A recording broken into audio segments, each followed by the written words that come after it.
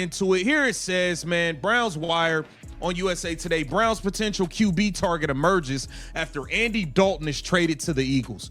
What a joke this is, man. What an absolute joke. Okay. Why Tanner McKee makes sense for the Browns. Tanner McKee. You got to be kidding me. McKee, a 6th round pick in 2023 NFL draft, is yet to make his mark in the NFL after spending the last 3 seasons in Philadelphia. That's not just disagreement, that's genuine anger from a respected sports radio host who's completely lost his patience. And he's not alone. What we're watching is the culmination of 3 weeks of increasingly desperate quarterback conversations that have Browns fans spinning in circles. The question is, how did we get here? And more importantly, what does this reveal about the way NFL media operates when a fan base is desperate for hope? This is ridiculous. It's got to be a joke. King Carmen crashed out. He crashed out on him for this today, and I don't blame him. I'm rolling with King Carmen on this one. This is a joke. This is ridiculous. This is disgusting. The fact that you guys despise Shedeur Sanders so much. You're talking about damn Tanner McKee. What a joke. Ball pick for a guy that would become the greatest quarterback in the history of your franchise? Oh, for the love of God, I can't do it. I can't do it. Here's what triggered this meltdown. USA Today's Browns Wire published an article suggesting Tanner McKee as a potential quarterback target for Cleveland after Andy Dalton got traded to Philadelphia. Tanner McKee, a 6th round pick from 2023 who's thrown exactly 323 yards in his entire NFL career, 2 games of playing time, 4 touchdowns total, and somehow this is being presented as a legitimate solution for a franchise that's been searching for a quarterback since 1999. But that's not even the most absurd part. The same Philadelphia sports media that spent months arguing McKee should start over Jalen Hurts is now trying to convince Browns fans they should trade draft capital to acquire him. Think about that logic for a second. I'm yelling. Has the whole world gone crazy, guys? Would you like to make the playoffs every year? You're giving up 6 overall for Jalen Hurts. To make the playoffs every year.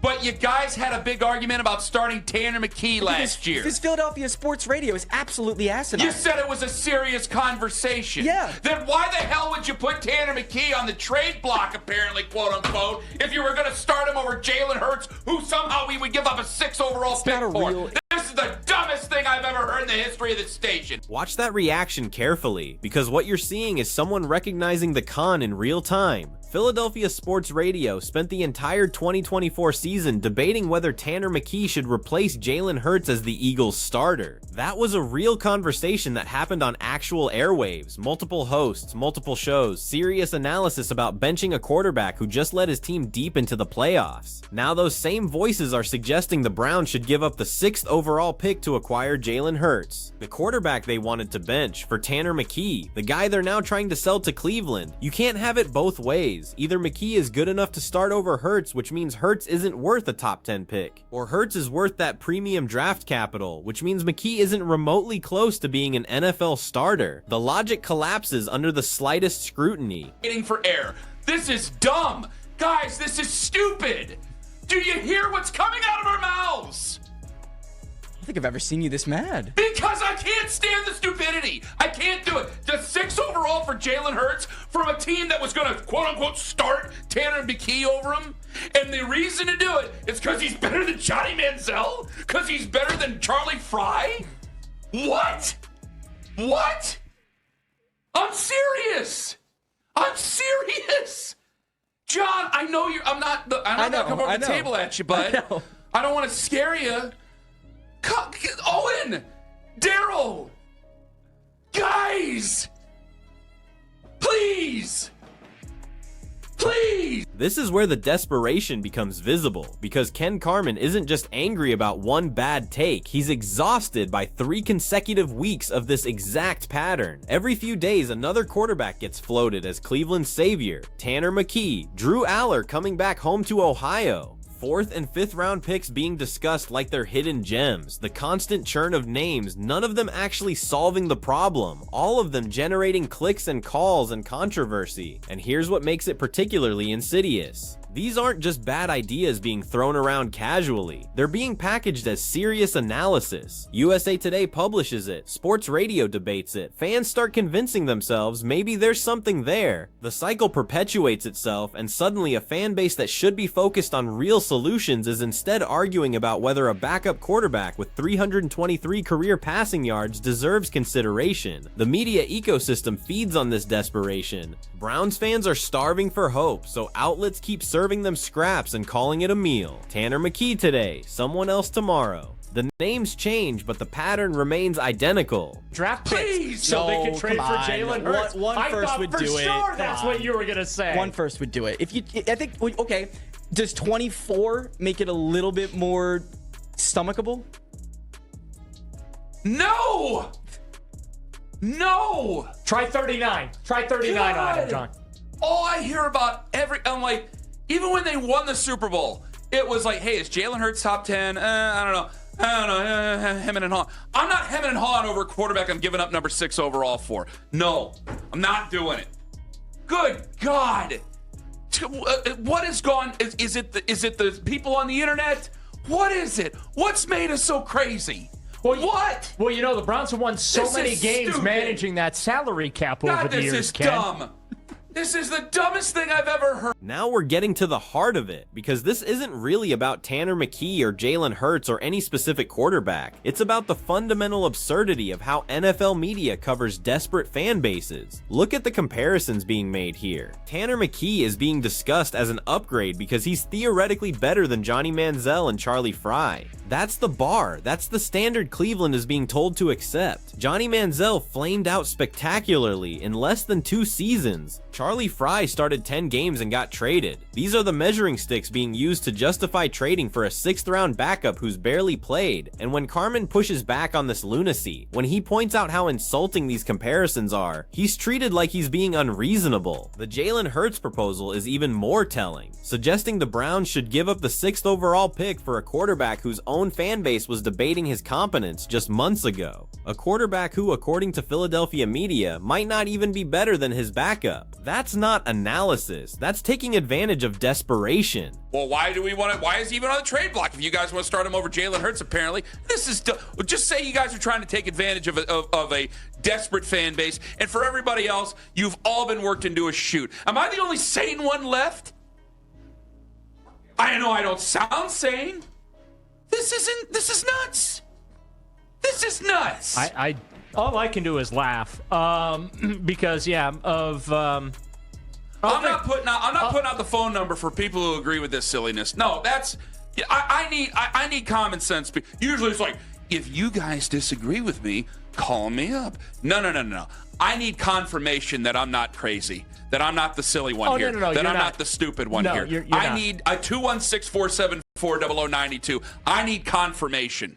This moment right here captures the entire problem, because Carmen is asking the question that exposes the whole con. If Philadelphia wanted to start Tanner McKee over Jalen Hurts, why would they put McKee on the trade block? And if they're willing to trade McKee, doesn't that prove they never actually believed he was starter material? The answer is obvious. Philadelphia sports media created controversy for content. They debated McKee versus Hurts because it generated calls and clicks and engagement, not because there was legitimate merit to the discussion. And now they're trying to export that same manufactured controversy to Cleveland, repackaging their backup quarterback as someone else's solution. This is the sports media industrial complex at work. Create a narrative, debate it endlessly regardless of merit, then try to sell it to a desperate market. Browns fans are the perfect target because they've been burned so many times that they'll consider anything, even a 6th round backup with 2 games of experience. And the truly maddening part, it works, because here we are talking about Tanner McKee, debating whether he's worth considering, giving oxygen to an idea that should have been laughed out of the room the moment it was suggested. The absurdity becomes the story, and the story generates attention, and the cycle continues. Maybe 24? 24? The difference between 24 and 6 is... Oh. I mean, but your reaction is crazy. Your reaction is I don't know if that's... Why are you trying, as an Eagles fan, why are you trying to sell us Jalen Hurts? I'm not trying to sell you. And then you were trying to Hurts. sell us Tanner McKee. What are you trying to sell me? you guys are. This has happened for the last 3 weeks in this station, where you look at a quarterback. Yeah, like, what's happened for the last 3 weeks of the station as we've spun a big wheel looking for any quarterback to talk about because we're so damn desperate to replace a guy because we're all worked into a shoot over people on the internet. That's why. And again, can I even say he's that great? No. But I'd rather just tread water, as Albert Breer said yesterday or 2 days ago. I'd rather just tread water than whatever this is. This is...